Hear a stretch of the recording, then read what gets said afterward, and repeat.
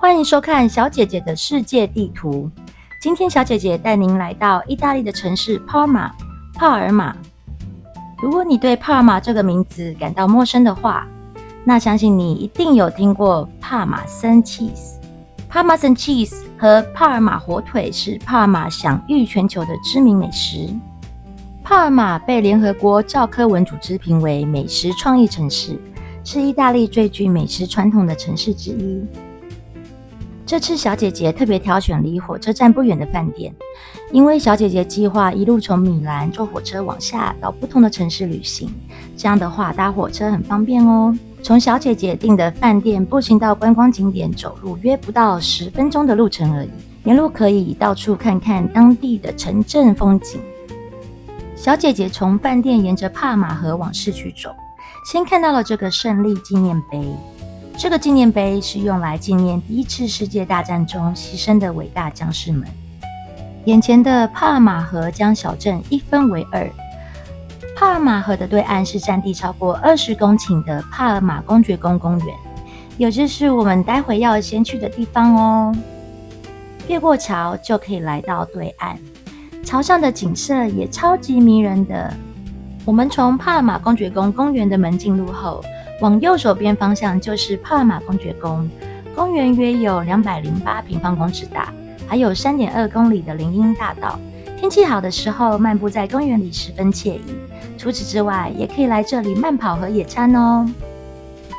接下来，我们回到帕尔马河的另外一头，来到了另一个很重要的景点皮洛塔宫。现在，我们就正在穿越皮洛塔宫的正下方。皮洛塔宫建于16世纪，是帕尔马最值得参观的建筑之一，曾是历史上意大利帕尔马统治者法尔内塞家族的权力中心与府邸。这个庞大的建筑群里还设有国立美术馆、剧院和博物馆，但由于时间的关系，小姐姐这次就没有选择入内参观了。皮洛塔宫前面是和平广场，广场上有一个很引人注目的纪念碑。这个纪念碑是用来纪念意大利伟大歌剧作曲家朱塞佩·威尔第。威尔第出生在帕尔马附近，因此帕尔马被誉为威尔第之城，甚至每年10月还有威尔第节来纪念这位伟大的作曲家哟。我们现在要前往帕尔马另外一个重要的景点——帕尔马主教堂和洗礼堂。沿途上，小姐姐还看到了一个帕尔马剧院。另外也来看一下他们当地城镇的闹区街道，好喜欢他们的建筑风格哦，是不是都很可爱呢？现在我们终于抵达帕尔马主教堂和洗礼堂了。这座洗礼堂建于12世纪，外表相当显眼，是采用粉红色的大理石建造的。洗礼堂入内要12欧元的门票，所以我们选择了去参观免费入内的主教堂。帕尔马主教堂建于11世纪。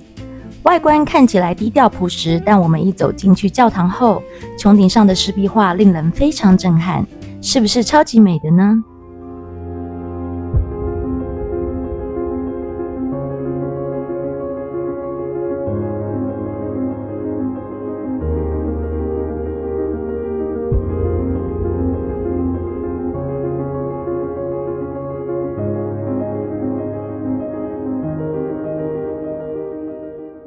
离主教堂不远处的这座是圣若望堂。其实除了主教堂外，整个帕尔马路上我们还看到很多其他教堂。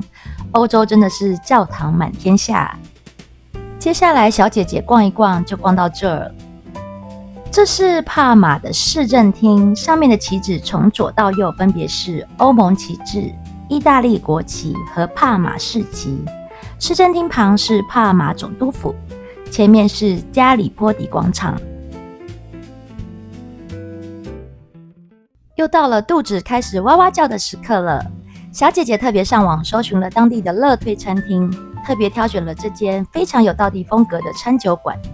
这间餐酒馆比其他很多餐厅开门的时间早，因为意大利人用餐时间比较晚。晚餐时段很多餐厅都是7点半、8点之后才开始营业。我们大约6点前就来到了餐厅。一进餐厅里已经很多客人了。小姐姐超喜欢餐厅内部的装潢和设计感。很 local 的风格，也非常有意大利传统餐酒馆的 style。服务生一路带我们走到里面去的座位时，沿途上还看到了很多火腿就挂在餐厅的梁柱上呢，很有帕尔马的风格。一到座位就立刻被可爱的餐巾纸给吸引到，是不是很可爱？通常意大利餐厅点完餐后都会先提供免费的面包和橄榄油等酱料，让您先止饿一下。这家餐厅除了餐前面包，直接附上满满的一整碗帕尔生起司粉，真的感觉超级幸福的。我们点了帕尔马的传统小吃炸饼，口感吃起来外脆内软，比想象中好吃。另外还点了2道网络上推荐的帕尔马必吃餐点，香草起司方饺和小帽子。香草起司方饺里面的内馅是菠菜、瑞可塔干酪和大量的帕玛森起司做成的方形面饺，超级好吃的。另一道小帽子里头包的是猪肉、帕玛森起司和香料拌制成的馅料。这次我们就没有点火腿了，因为小姐姐们不是火腿迷。